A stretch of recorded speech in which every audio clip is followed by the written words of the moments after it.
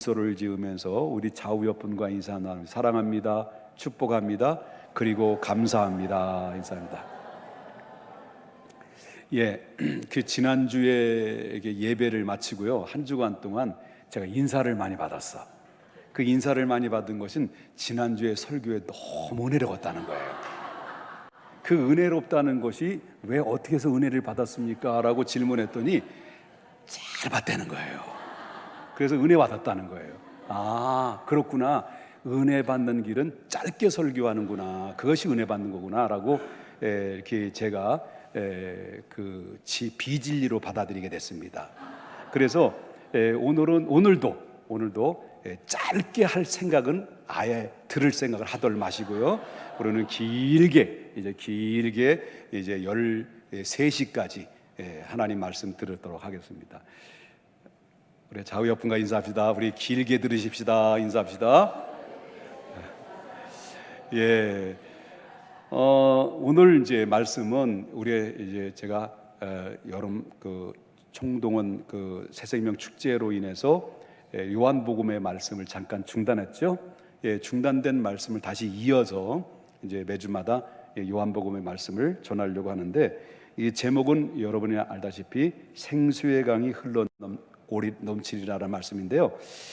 오늘 본문에 보게 되면 이스라엘에게는 3대 절기가 있어요. 3대 절기가 있는데 오늘 예수님이 그 예루살렘에 가셨던 그 절기는 어떤 절기냐면 초막절이거든요.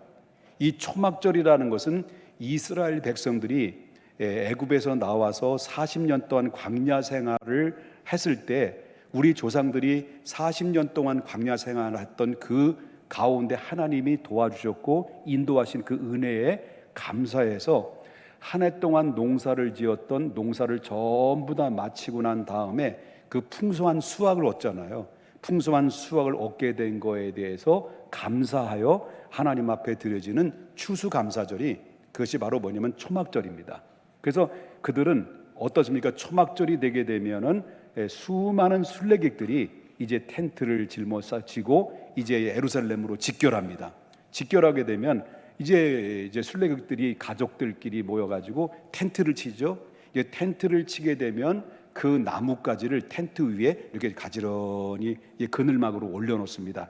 올려놓고, 그리고 순례객들은 40년 동안 우리 조상들이 텐트 생활을 했었던 것처럼 그들은 이제 순례객들은 7일 동안 초막절 절기를 지킵니다. 그래서 7일 동안에 뭐를 하냐면 한 해 동안 농산물들을 이제 얻었던 것들이죠. 농산물들을 가져옵니다. 가져온 것을 가지런히 진열을 하고, 그리고 시원한 그늘에서 그들은 풍성한 얻었던 그 곡식, 과일, 그다음에 포도주, 그걸 마시면서 7일 동안 그 절기를 이제 행하게 되는 것을 이스라엘에 행했던 초막절의 절기의 모습들이라고 볼 수 있습니다. 그런데 이 초막절에서는요, 맨 마지막이 하이라이트입니다. 맨 마지막 날이 하이라이트인데, 맨 마지막 날에는 특별 행사가 있습니다. 그 특별 행사는 바로 뭐냐면 제사장들이 하얀 가운을 입고 그 다음에 실로한 연못가로 내려갑니다. 내려가서 금 항로 있죠, 금 그릇이죠, 금 항로의 물통에다가 물을 담아요. 그리고 줄을 쭉 서서 물을 채워가지고 이제 성전에 이제 올라갑니다. 그 성전 제단에 올라가서 그 성전 제단 중심으로 제사장들은 일렬로 이렇게 뺑뺑 돕니다. 도는데 몇 바퀴를 도냐면 7바퀴를 돌아요. 그리고 7바퀴를 들고 제단에 물을 전부 다 붓습니다. 금 항로에 가져왔던 물을 전부 다 붓습니다. 그리고 제사장들은 이제 물을 붓고 난 다음에 제사장들은 그 순례객들이 많이 군중들이 모였잖아요. 그 모여진 순례객들을 향해서 제사장들은 성경 구절을, 두 구절을 큰 소리로 외칩니다. 큰 소리를 외치는데 그 성경 구절이 어떤 구절이냐면 이사야서 12장 3절입니다. 우리 한번, 여러분이 제사장들이에요. 지금 제사장들 뭐라고요? 제사장들입니다. 아무리 큰 목소리로 한번, 지금 여러분 주변에는 지금 여기 평택중앙교회는 10만 명이 지금 모였어요. 10만 명이 다 들을 수 있도록 우리 큰 소리로 한번 외치는 겁니다. 12장 몇 절? 3절. 시작. 그러므로 너희가 기쁨으로 운의 음음을 이르리라. 안 들려, 안 들려. 10만 명이 있다는데 이 소리를 듣겠습니까? 다시 한번 큰 소리. 시작. 그러므로 너희가 기쁨으로 구원의 우물들에서 기르리로다. 10,000명 들었어, 10,000명. 자, 그 다음에 또 성경 구절 한 구절을 또 이제 외쳐요.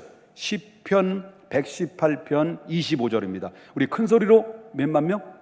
10만 명. 시작. 여호와여 구하옵나니 이제 구원하소서. 여호와여 우리가 구하옵나니 이제 형통하게 하소서. 자, 10만 명이 들었어요. 그 주변의 순례객들이 텐트에 나와요. 그 순례객들이, 그 제사장들이 두 구절을 외쳤을 때 순례객들은 텐트 위에 놓여져 있는 나무이죠. 나무를 전부 다 들어요. 전부 다 들으면서 그들은 외칩니다. 두 구절을 외칠 때 그들의 백성들의 반응은 호시아나, 호시아나. 이게 다른 말로 말한다면 호산나라는 말이에요. 호산나, 다윗의 이름으로 오신 이여 라고 하면서 우리를 구원하소서, 우리를 구원하소서. 몇만 명? 10만 명이 일제히 그 텐트 위에 자기가 올려놨던 그 나무가지를 흔들면서 호산나, 호산나, 바로 우리를 구원하달라고 그들은 이렇게 외치죠. 자, 이런 환경 속에 놓여졌을 때 예수님이 그곳에 함께 가셨던 거예요. 자, 질문을 드립니다. 자, 이 제사장들이 외친 이 성경의 말씀처럼 영원히 목마르지 않은 영생을 가지고 바로 인간을 구원하러 호산나 다윗의 이름으로 오신 그 예수가 그들 주변에 와 있을까요? 없을까요? 지금 와 있었다는 거예요. 예수님, 그 본체이신 호산나 다윗의 이름으로 오신 주인공이 그 군중들 속에 지금 있다라고 하는 겁니다. 그런데 그들 곁에서 호산나 다윗의 이름으로 오신 예수님이 그들 곁에 있었습니다마는 그들은 그 본질적인 예수님의 호산나의 실체이신 하나님의 본체이신 예수님이 있음에서도 불구하고 저들은 예수님이 있다는 것을 알고 호산나를 외쳤을까요? 모르고 외쳤을까요? 모르는 거예요. 지금도 그들은 누군가를, 지금 예수님이 그 영원히 목마르지 아니하는 생명수를 가지고 영생을 가지고 이 땅에 바로 그들 곁에 계셨는데도 불구하고 저들은 누군가를 지금도 계속 기다리고 있다라는 거죠. 예레미야는 이런 상황을 보면서 뭐라고 외쳤습니까? 에레미야서 5장 21절에 뭐라 합니까? 어리석고 지각이 없으며 눈이 있어도 보지 못하고 귀가 있어도 듣지 못하는 백성이여 이를 들을지어다. 지금 그 상태라는 거예요. 예수님이 지금 그들 곁에 있음에서도 불구하고 눈이 있어도 귀가 있어도 입이 있어도 보지 못하고 듣지 못하고 말하지 못하고 고백하지 못하는 가운데 엉뚱한 그런 호산나를 지금 찾고 있는 상태에 놓여 있었다. 바로 그때 그런 가운데 오늘 본문에는 호산나 소리치며 군중들 가운데 외치는 소리들이 있었는데 그런 가운데 누가 등단하십니까? 그 백성들 한복판에 갑자기 예수님이 등단하십니다. 등단하시면서 모든 백성들이 듣는 가운데 예수님이 이렇게 외칩니다. 37절과 38절. 명절 끝날 곧 큰 날에 예수께서 어떻게? 서서 외쳐 이르시되, 다 같이 읽겠습니다. 시작. 누구든지 목마르거든 내게로 와서 마시라. 나를 믿는 자는 성경의 이름과 같이 그 배에서 생수의 강이 흘러나리라. 누구든지 목마르거든 내게로 와서 마셔라. 누구든지 목마르거든 내게로 와서 마셔라. 나를 믿는, 박수치면서 성경의 이름과 같이 그 배에서 생수의 강이 흘러나리라. 할렐루야. 예수님이 그 얘기를 하신 거예요. 내가 너에게 말하니 누구든지 목마르거든 내게로 와라 마시라. 나를 믿는 자는 성경에 이른 것 같이 그 배에서 생수의 강이 흘러 넘쳐 나리라고 말씀하셨습니다. 이 장엄한 그들에 대한 외침의 음성 앞에 지금 인류가 그 소리를 얼마나 듣고 싶었던 겁니까? 지금 바로 그 장면이 어떤 장면이냐면 하나님이 사람의 몸을 입고 영원한 생명 들고 이 땅에 오셔서 예수님께서는 그 하나님이 그 군중들 속에 서 계시는 장면이라는 거예요. 바로 그분이 누구예요? 예수 그리스도라고 하는 겁니다. 이사야는 요 상황에 대해서 예수님이 오시기 약 700년 전에 이렇게 예언을 했습니다. 이사야서 55장 1절을 보겠습니다. 뭐라고 이사야는 얘기했습니까? 오라 너희 목마른 자들아. 어디로 오라는 겁니까? 물로 나오라. 돈 없는 자도 오라. 너희는 와서 사 먹되 돈 없이 값 없이 와서 포도주와 젖을 사라.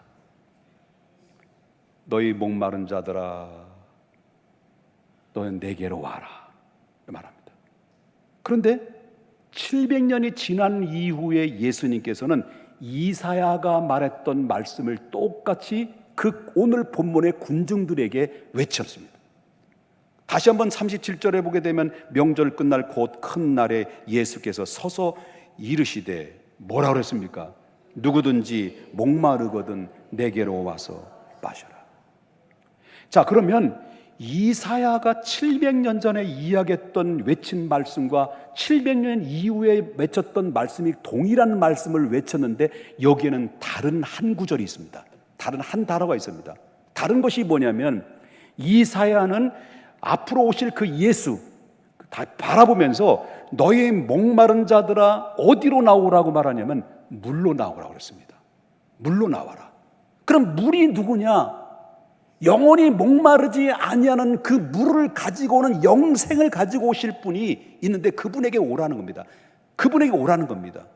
그런데 예수님께서는 뭐라고 말했습니까? 누구든지 목마르거든 물로 나오라고 그러지 않고 누구로 오라는 겁니다. 내게로 오라는 겁니다. 그럼 물은 누구냐라는 분. 물은 누구를 의미하는 겁니까? 예수 그리스도. 그 물은 어떤 물을 가지고 온다는 겁니까? 영원히 목마르지 않은 영원한 생명을 들고 온다는 거예요. 이 사실을 믿으셔야 될 줄 믿습니다. 왜냐하면 이사야가 외쳤던 그 물은 누구를 가리키냐면 예수 그리스도를 가리키는 거예요. 그런데 이상한 것은 누구든지 목마르거든 내게로 와서 마시라고 하는 이 말씀하셨을 그때의 분위기상으로 보면 그 말씀이 그때 상황으로 볼 때 분위기로 볼 땐 부적합했습니다. 왜냐하면 지금 예수님이 이 말씀하시는 그 타이밍이 이 상황 파악을 못하신 것 같은 느낌이 들어요. 지금 이스라엘 백성들은 7일 동안 뭐를 하고 있었어요? 텐트 안에서 뭘 먹고 마셨어요?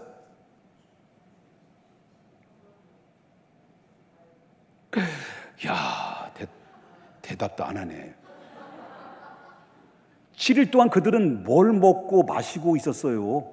그들이 가져왔던 곡식과 과일과 포도주를 실컷 마셨어요. 그렇기 때문에 지천이 과일과 지금 음료와 곡식들이 널려져 있는 가운데 있는데 왜 예수님이 그들은 지금 배가 불러가지고요 더 이상 목이 마르지 않아. 실컷 마셔가지고 어떤 땐 행얼행얼대 뭘 마셨어요? 포도주를 마셨어요. 그런데 예수님께서는 누구든지 목마르거든 내게로 와서 마시라고 이렇게 내게로 오라고 말씀하셨을 때 이들의 반응을 보게 되면 참 미쳤구만. 미쳤어. 지금 목마른 자들이 어디 있어? 지금 다 실컷 마셔가지고 이러고 있는데 목마른 자가 어디 있어? 아유 정신 나갔구만. 이렇게 생각할 수도 있다는 겁니다. 그럼에도 불구하고 누구든지 목마르거든 내게로 와서 오라고 말씀하신 그 이유는 지금 너희들이 당장 먹고 마시고 즐기고 있지만은 초막절이 끝나면 또다시 너희들은 반드시 허무함과 목마름과 그리고 속절없이 무너져 있는 우리 인생의 허무한 공허함이 또다시 찾아올 것이다라는 것은 예수님이 잘 알고 있었기 때문에 그들에게 누구든지 목마르거든 내게로 와 라고 말씀하신 겁니다. 여러분, 지루한 것을 견디지 못해 환장한 사람이 한 사람이 있었어요. 지루한 것, 따분한 것 별로 좋아하지 않아요. 직장도 그래서 가끔 바꾸고 싶고요. 그 다음에 또 뭐 집도 바꾸고 싶고 시계도 바꾸고 싶고 자동차도 바꾸고 싶고, 그리고 뭐 그러지 않으면 직성이 풀리지 않는 거예요. 그럼 교회를 다니고 있지만은 이 좀 교회도 이제 지루할 만하면 또 이제 정기적으로 교회도 바꿔요. 그래서 하도 많이 바꾸다 보니까 간데 또 간 거예요.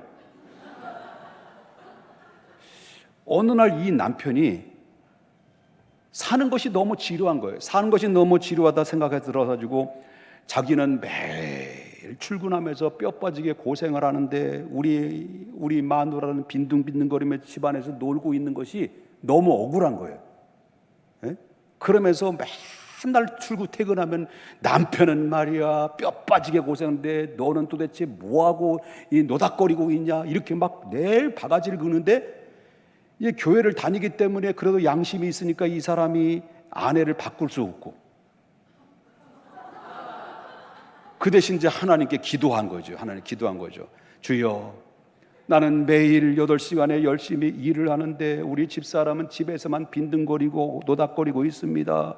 그러니 내가 출근해서 얼마나 남편이 고생하는지를 알 수 있도록 하나님 우리 마누라에게 알려주게 해주시옵소서. 그러오니 단 하루만이라도 육체를 바꿔서 내가 아내가 되고 우리 아내가 남편이 되게 해주시옵소서 라고 하나님 앞에 소원을, 그랬더니 하나님이 그 소원을 득달처럼 들어주신 거예요.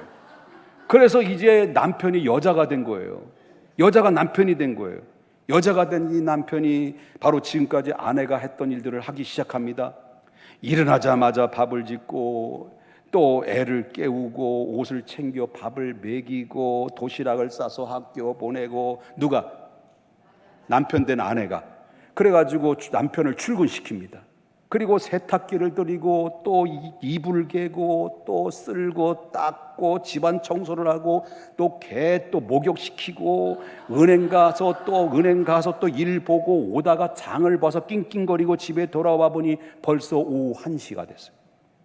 애들 학교 돌아오게 되면 바로 먹을 간식을 준비합니다. 애들을 기다립니다. 그리고 남편의 와이셔츠 다리미를 지르랍니다.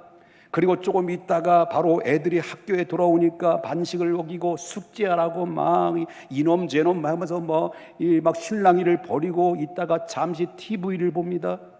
TV를 보고 나 벌써 보니까 그 시간이 지나가지고 벌써 오후 4시 30분이 됩니다. 저녁 준비할 시간이 되었습니다. 그래서 허겁지겁 쌀을 씻고 고기를 저미고 그 다음에 채소를 다듬고 국을 끓이고 설거지를 끝내고 식탁물을 개고 넣고 애들을 잠자리에 재우고 벌써 시간이 지나서 밤 10시가 됐습니다. 그리고 나서야 지친 몸으로 남편과 함께 잠자리를 들어서 이게 하루 일과를 보낸 거예요. 다음날 이제 그 아내가 된 남편이 눈을 뜨자마자 침대 옆에서 무릎을 꿇고 하나님 앞에 기도합니다. 주여, 내가 정말 멍청했습니다. 마누라가 집에서 하는 일이 얼마나 힘든지 모르고 질투하고 말았습니다. 제발 소원하오니 저를 원상복귀시켜줘서 남편으로 돌아가게 해 주시옵소서. 그러니 하나님께서 삥 끄으시면서 바로 뭐랍니까? 그건 안 돼. 왜요 하나님? 그랬더니 하나님께서 너는 오늘부터 10개월 후에야 남편으로 돌아갈 수 있단다. 너는 어젯밤에 임신했단다.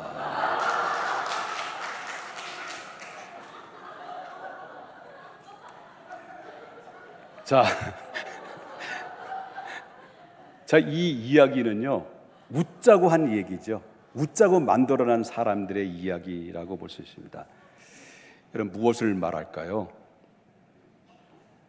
여러분, 그래서 만족을 위해서 끊임없이 사람들은 새로운 것을 추구한다는 거예요. 사람들의 본능은 사랑에 목말라하고 돈에 목말라하고 건강에 목말라하고 명예에 목말라하고 이게 본능적으로 본능적으로 목마름입니다. 그래서 모든 인간은 강한 정욕에 이끌려서 더 갖고 싶고 하고, 더 소유하고 싶고, 더 즐기고 싶어 하고, 더 오르고 싶어 하고, 더 쟁취하고 싶은 것이 바로 이것이 인간의 본능이라는 거예요. 여러분들은 다를 바가 없죠. 우리도 마찬가지 아니겠습니까?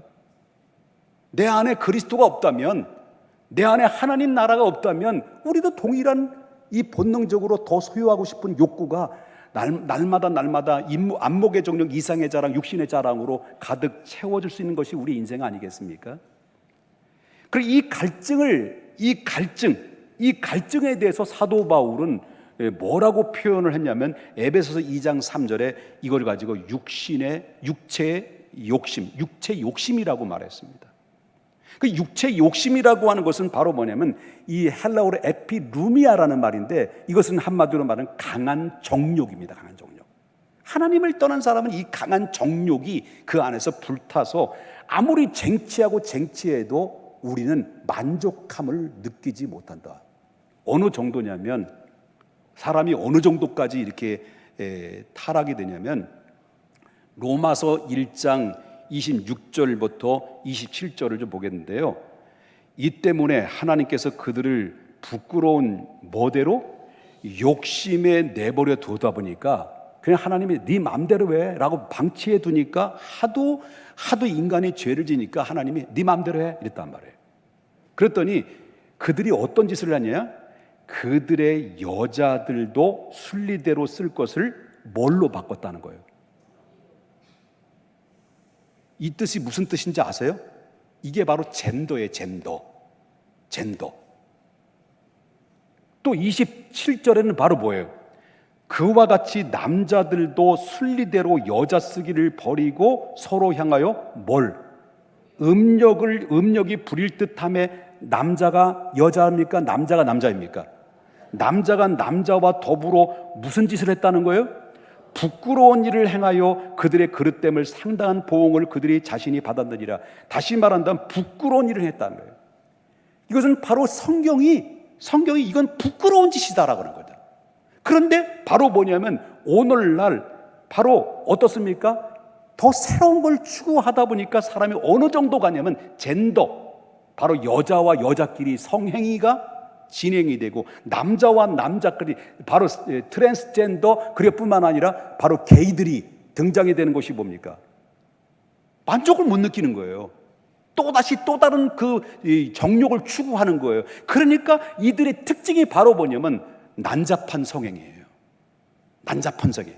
정말 더러운 성행위가 그 안에서 이루어지고 있는데도 불구하고 이것이 바로 합당하다?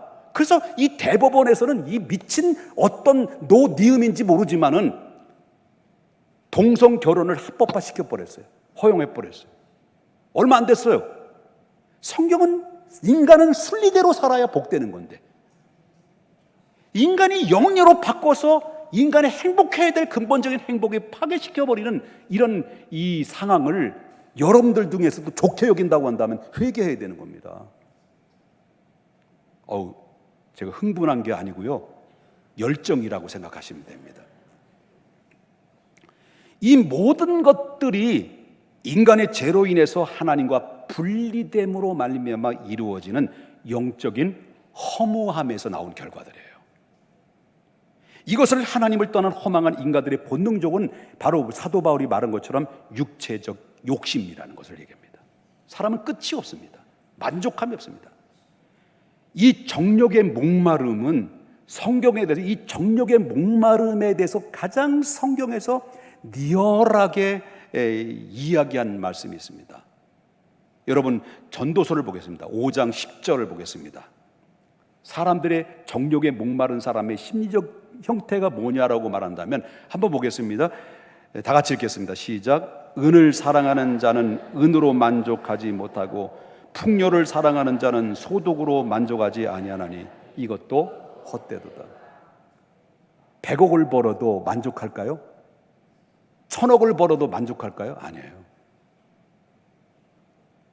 만족하지 못합니다. 여러분, 정욕 그러면 성경에서 인류의 역사성에서 따라갈 수 없는 한 인물이 있죠. 정욕 그러면 그분이 누굴까요? 부귀와 영화를 다 가졌어요. 지혜를 받았어요. 지식도 따라갈 수 없습니다. 그래서 여러분, 그 사람은 모든 정욕과 지혜와 지식을 가지고 모든 것을 다 가졌습니다마는 만족하지 못했어요. 만족하지 못해서 여자를 채우는데, 여자로부터 자기의 정욕을 채우려고 하는데 한 여자 가지고 만족을 하지 못하는 거예요. 새로운 여자를 해요. 또 새로운 여자를 바꿨어요. 또 새로운 여자를 바꿨어요. 나 좀 말려줘요. 이게 100명이 넘었어요. 200명이 넘었어요. 210명, 220명, 230명. 빨리 얘기해, 끝나지. 설교 빨리 끝나길 원한다며. 1000명의 여자를 거느렸어요. 만족을 못 느꼈어요. 뒤늦게 깨달은 게, 이는 처음에는 하나님을 믿었다가 여자를 잘못 얻어가지고 하나님을 잃어버리고 우상숭배에 빠져다가 하나님을 떠난 헤아의 인생이 무엇인가를 뒤늦게야 알은 거예요. 그래서 그가 고백한 내용이 뭘까요? 전도서 1장 2절에 전도자가, 이건 누가 말한 거예요? 솔로몬이 얘기한 거예요. 솔로몬. 헛되고 헛되고 헛되고 헛되니 몇 번 나와? 4번에다 마지막에 또 나와요. 헛되도다. 전도서 1장 14절에 봅니까? 헛된 것이 뭘까요? 내가 해 아래서 행하는 모든 일을 보았노라. 뭐라? 모두가 헛되어 바람을 잡으려는 것다. 보여? 잡혀 안 잡혀요? 근데 사람들은 이건 잡으려고 하는 거예요. 잡아도 또 잡고 싶고 잡아도 또 싶고. 이게 바로 인간의 본능이라는 거예요. 그래서 아까 읽었던 말씀 다시 보겠습니다. 바로 전도서 5장 10절에 보니까 뭡니까? 은을 사랑하는 자는 뭐예요? 은으로 만족하지 못하고, 풍요를 사랑하는 자는 소득으로 만족하지 못하고. 이것도 돼. 지금 남편이 있는 것도 감사해. 지난주처럼 있는 것으로 족한 줄 여겨라. 그렇다면 생수의 강이 흘러 영원히 목마르지 않으려면 우리가 어떻게 해야 될 것인가? 가장 중요한 그 비결을 여러분들에게 공개하려고 합니다. 다음 주에. 인간의 목마르지 않은 비결이 무엇일까? 이 말씀은 우리 모두 다음 주에 기도하면서 우리 모두 준비하고 기대하시라. 다 같이 기대하시라. 예, 기도하겠습니다.